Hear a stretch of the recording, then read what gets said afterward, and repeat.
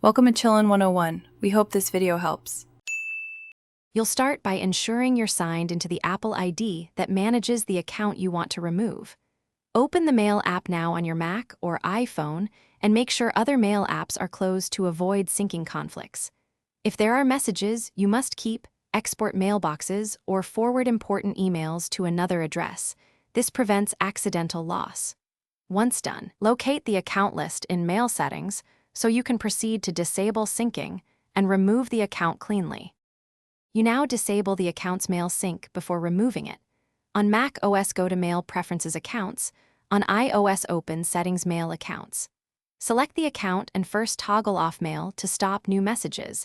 This avoids immediate mailbox changes. After a short wait, choose the Remove or Delete Account option and confirm the prompt.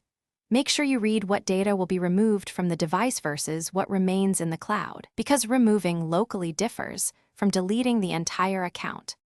Finish by restarting the Mail app or the device so cache data clears and UI updates reflect the removal. If the account or messages reappear, inspect other synced devices and log into the email provider's web interface to ensure the account wasn't left active elsewhere.